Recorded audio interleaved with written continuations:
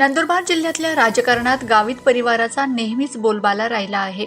त्यामुळे जिल्ह्यातील 4ही विधानसभा मतदारसंघात एकाच कुटुंबातील 4 सदस्य वेगवेगळ्या पक्षाकडून विधानसभेच्या रिंगणात उभे ठाकले आहेत. या 4ही उमेदवारांच्या राजकारणाची दिशा जरी वेगळी असली तरी सध्या गावित कुटुंबातील सदस्यांच्या या उमेदवारीची चर्चा जोरदार होताना दिसून येते. त्याचे सर्वात लहान बंधू 2009 मध्ये नवापूरमधून आमदारही झालेत. तेव्हापासूनच शरद गावित या मतदारसंघात अपक्ष उमेदवारी करत आहेत. यानंतर 2014 आणि 2019 मध्ये डॉक्टर गावित यांची कन्या डॉक्टर हिना गावित खासदार झाल्यात.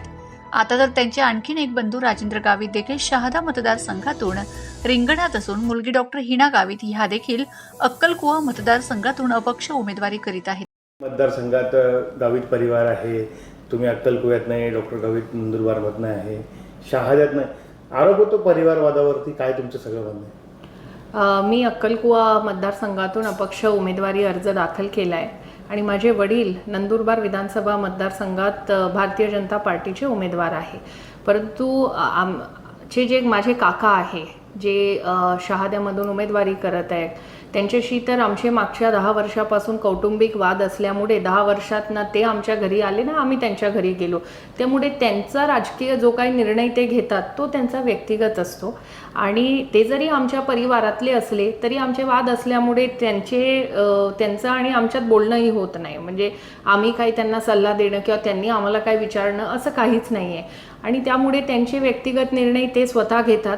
ते मागच्या काळामध्ये भारतीय जनता पार्टीत होते, त्यानंतर त्यांनी काँग्रेस पक्षामध्ये प्रवेश करून काँग्रेसची उमेदवारी त्यांना मिळालेली. त्यामुळे भारतीय जनता पार्टीत जेव्हा आले तोही त्यांचा व्यक्तिगत निर्णय होता. पक्ष सोडून काँग्रेसमध्ये जायचा हाही त्यांचा व्यक्तिगत निर्णय होता.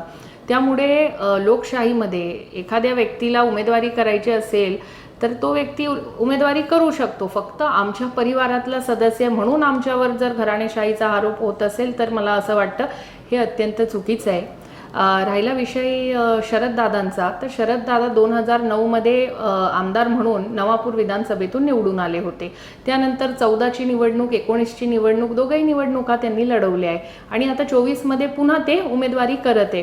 त्यामुळे त्या मतदारसंघात यापूर्वीही ते आमदार होते म्हणून त्यांनी त्या ठिकाणी मागच्या 2 निवडणुकांमध्ये उमेदवारी केली आणि आजही उमेदवारी त्या ठिकाणी त्यांनी केलेली आहे. तर तोही त्यांचा वैयक्तिक निर्णय आहे. त्यामुळे मी अपक्ष उमेदवारी जी केली अक्कलकुवा मतदारसंघात ही पहिल्यांदा विधानसभेत मी उमेदवारी केली. मागच्या 2 टर्ममध्ये मी खासदार म्हणून काम केलेलं आहे आणि भारतीय जनता पार्टीची खासदार म्हणून काम करत असताना मी 24ची निवडणूक जेव्हा मी लढवली लोकसभेची, महायुतीची मी उमेदवार होती. महायुतीची उमेदवार असताना शिवसेना शिंदे गटाने माझ्या विरोधात प्रचार केला. खुलेआम काँग्रेसचा प्रचार त्यांनी केला आणि पक्षाला मी हे कळवलं. लोकसभा निवडणुकीच्या दरम्यान स्वतः शिंदे साहेबांनी त्यांच्या पदाधिकाऱ्यांना, त्यांच्या नेत्यांना महायुतीचं काम करा असंही सांगितलं, तरी देखील त्यांनी काँग्रेसचंच काम केलं.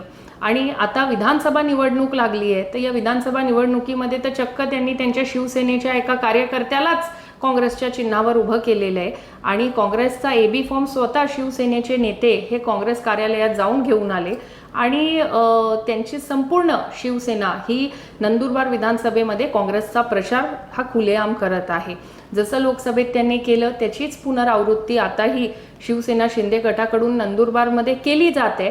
त्यामुळे मी निर्णय घेतला की जर अशा प्रकारे शिवसेनेचे जर पदाधिकारी असतील, नेते असतील, हे भारतीय जनता पार्टीच्या विरोधात वारंवार विरोध करत असतील तर मी देखील शिवसेना शिंदे गटाचे जे उमेदवार आहे त्यांच्या विरोधात उमेदवारी करेल आणि त्यामुळे अपक्ष उमेदवारी अर्ज मी दाखल केला.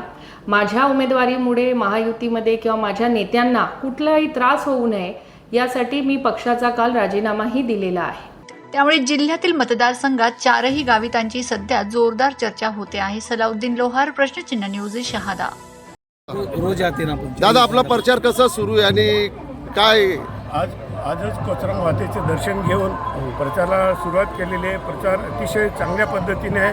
लोकांचा सहभाग चांगला आहे आणि लोक मला सहकार्य करत आहे, आशीर्वाद देत आहे. मी समाधानी आहे. आपल्याला काय वाटतं, आपण जिंकून येणार आहे का? आपले निश्चितच जिंकून येऊ सर्वांच्या सहकार्याने, आशीर्वादाने.